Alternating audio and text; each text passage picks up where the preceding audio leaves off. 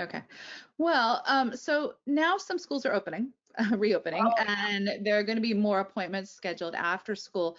Now, the recommendation has been to have the patient brush and floss at home. yeah. What should the practice do if they've got a patient that comes in who hasn't? What's going to be the guidance or the, Yeah, well, going back to again when we reopened our practices back in April and May, yeah. we were having patients sit in the parking lot and text, and then we'd tell them that it's time to come in. Yeah. And always in the instructions prior to their appointment, we told them to brush and floss at home Mhm. because the toothbrush area was closed. Yeah. That was a risk of cross-contamination, of generating all those splatters and splashes, and the orthodontic office didn't know what the risk was of transmitting a disease there, because that's one time you're going to take off your mask. Yeah. So instructions were, please brush and floss at home. Well, now that we're in the infections are going down and the vaccine is here and schools are beginning to reopen, you're going to have more orthodontic patients come for their appointment after school.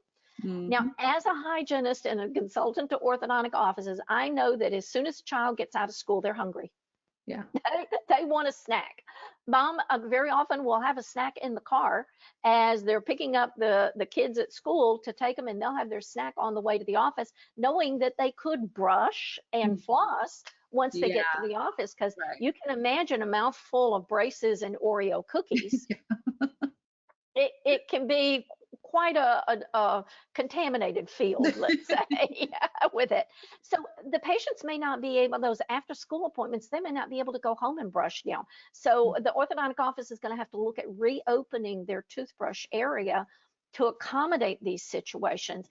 And I would recommend that you only have one sink at that toothbrush area open at a time. If you Okay. have 2 or 3 sinks there, then please in some way cover or put some sort of protective barrier over it. This sink's not to be used. That Yeah. will prevent from having 2 or 3 people within less than 6 feet of each other with their mask off and brushing and splattering. And then, of course, you're going to have someone come behind them and sanitize the area Yeah. before the next patient comes in to brush. So I'd still advise patients to brush and floss prior to coming, but if you Mhm. have those after school appointments, find a way to manage it. Yeah. And hopefully this suggestion about doing the pre-procedure